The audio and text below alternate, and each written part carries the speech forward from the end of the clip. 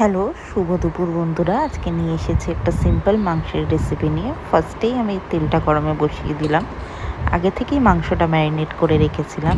ভেজে রেখেছিলাম কিছু আলু, আর ফোড়নে দেওয়ার জন্য আলাদা করে রেখেছিলাম কিছু গোটা জিরে, গোটা গরম মশলা, শুকনো লঙ্কা, তেজপাতা আর গুঁড়ো গরম মশলা।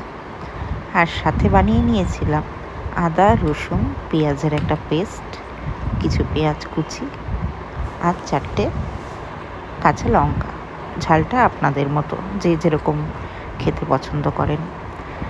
প্রথমেই গরম তেলে আমি দিয়ে দিলাম ভাজার জন্য পেঁয়াজ কুচিগুলো, সাথে শুকনো লঙ্কা আর তেজপাতা আর গোটা জিরে দিয়ে দিলাম ফোড়নে।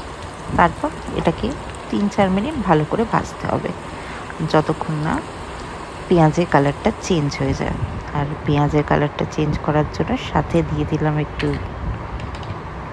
নুন আর অল্প একটু চিনি, যাতে পেঁয়াজের রঙটা হালকা ব্রাউন টাইপের হয়ে যায়, যাতে খেতেও সুন্দর লাগে, দেখতেও সুন্দর লাগে।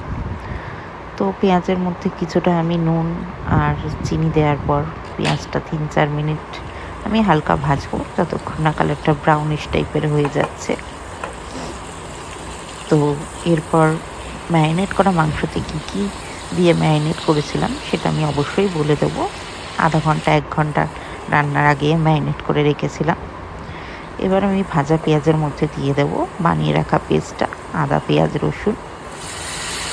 সেটা দিয়ে আমাকে আবার পুনরায় ভাজতে হবে ভালো করে, যাতে মশলাটা কাঁচা না থেকে যায়। মশলাটার মধ্যে একটু জল নিয়ে আমি আবার এর সাথে মিশিয়ে দেবো বাকি যেটুকুন বাটিতে লেগেছিল সেই মশলাটা নিয়ে, আবার সেই কম আছে ভালো করে আমাকে এটা ভাজতে হবে। আর সাথে সাথে বলে দিই, ম্যারিনেট করা চিকেনের মধ্যে ছিল কিছুটা দই, মশলা, আদা, পেঁয়াজ, রসুন বাটা, সাথে কিছু কুচো পেঁয়াজ, তেল, স্বাদ মতো নুন, হলুদ, ধনে গুঁড়ো, লঙ্কা গুঁড়ো, কাশ্মীরি মির্চ মশলা আর জিরে গুঁড়ো দিয়ে আমি 1 ঘন্টা আগে ভালো করে ম্যারিনেট করে রেখেছিলাম। এবার ভাজা মশলার মধ্যে আমি একটুখানি দিয়ে দিচ্ছি কাশ্মীরি লঙ্কার গুঁড়ো, ওর শুধুই মাত্র রঙের জন্য। দিয়ে আমি আবার ভালো করে মশলাটা ভাজতে শুরু করব। আর সাথে দিয়ে দিচ্ছি আমি একটুখানি ব্ল্যাক পেপার মশলা,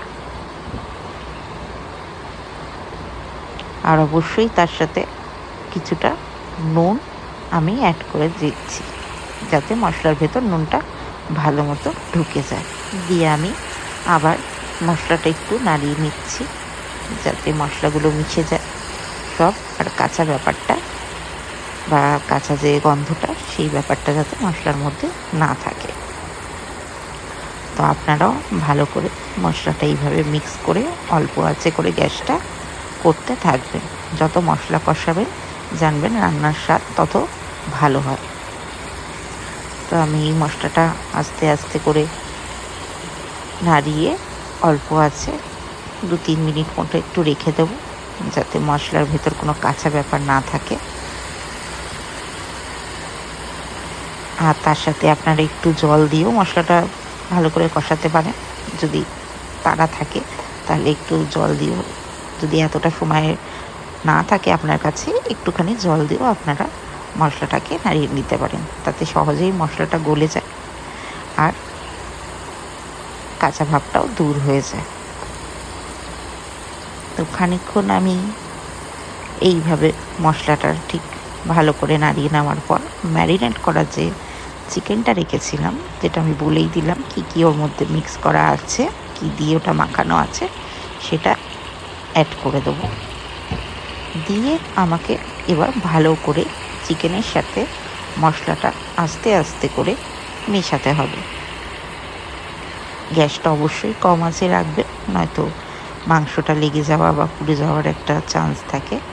তো এইভাবেই আস্তে আস্তে চিকেনটা আমি মেশাতে থাকবো, যতক্ষণ না চিকেনের থেকে একটা তেল বেরিয়ে আসে, তাহলেই বুঝতে পারবেন চিকেনটা ভালো মতো কষানো হয়েছে। 4-5 মিনিট ঢেকে রাখার পর আমি চিকেনটা খুলে যখন দেখলাম অনেকটাই তেল বেরিয়ে গেছে, তখন কাঁচা লঙ্কা অ্যাড করে দিলাম। ঝালটা একদমই আপনাদের ওপর নির্ভর করছে না, আপনারা কে কীরকম ঝাল খান সেই হিসাবে আপনারা কাঁচা লঙ্কা অ্যাড করবেন। আমি যেহেতু একটু বেশি ঝাল খাই, তাই আমি একটু বেশি কাঁচা লঙ্কা অ্যাড করলাম। এর আগেও গুঁড়ো লঙ্কা, শুকনো লঙ্কা অ্যাড করেছি, যেহেতু আবারও বললাম আমি একটু বেশি ঝাল খেতে পছন্দ করি। তো আমি আবারও ঢাকা দিয়ে রেখে দিলাম 5-6 মিনিট, আরও একটু ভালো করে কষে যাওয়ার জন্য। কারণ বারবারই বললাম, যত মাংস কষাবেন জানবেন স্বাদ তত ভালো হবে।